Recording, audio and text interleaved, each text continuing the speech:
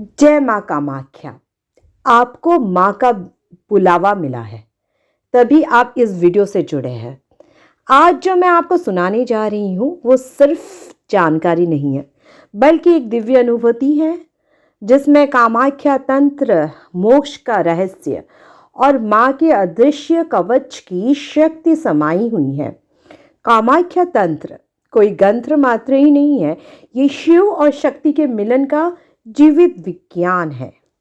भगवान शिव माँ पार्वती से कहते थे, मुक्ति तर्क से नहीं, कृपा से मिलती है।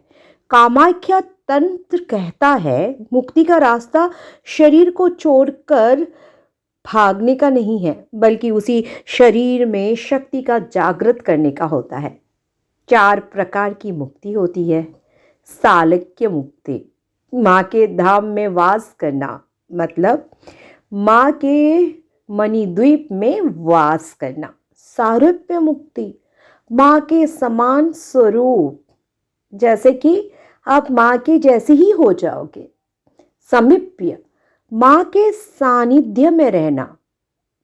जब आप मणिद्वीप में जाओगे तो आपको मौका मिलेगा कि आप माँ के सानिध्य में रहोगे। सायुज्य, माँ में लय हो जाना, फिर माँ और आप में कोई अंतर नहीं होगा। और फिर आता है निर्वाण, जब मन संसार छोड़ केवल माँ के चरणों में ठहर जाए। कवच शब्द का अर्थ ही है एक ऐसा दृश्य, अदृश्य सुरक्षा घेरा जो साधक को हर दिशा से, हर स्तर पर रक्षा दे।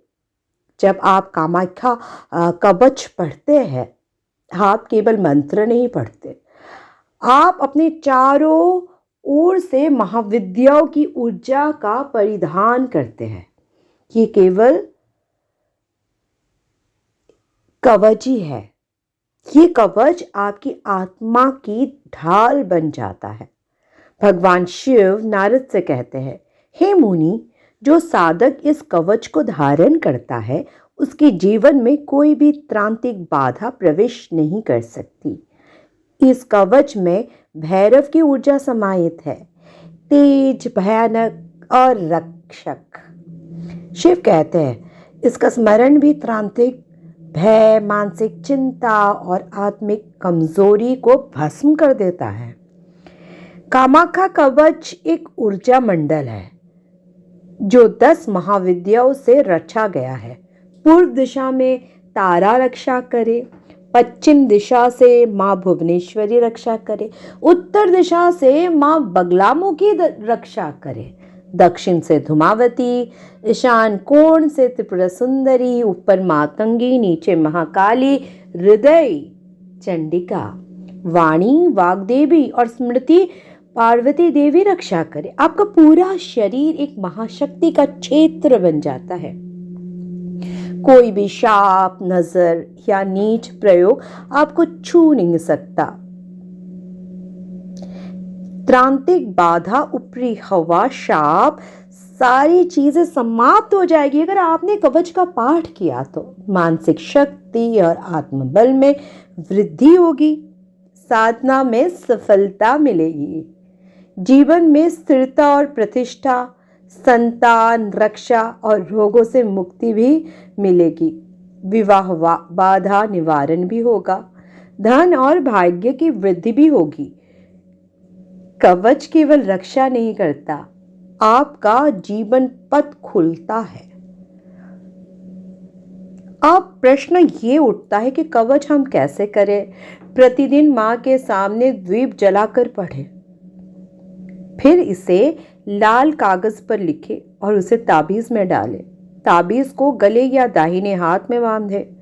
चाहे तो एक विशेष दिन पर माँ को चावल, सिंदूर चढ़ा के उसमें कवच पढ़े, फिर वही चढ़ाया गया कुमकुम ताबीज में रखे। जिसने इसे सिद्ध कर लिया, उसका जीवन त्रांतिक दृष्टि से अजय हो जाता है।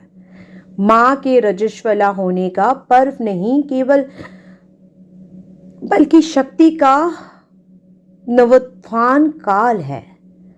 इन 4 दिनों में सृष्टि की यौन शक्ति अचल हो जाती है, धरा गर्भवती होती है और साधक मौन रहकर माँ से अंतर्यामी संवाद करते हैं।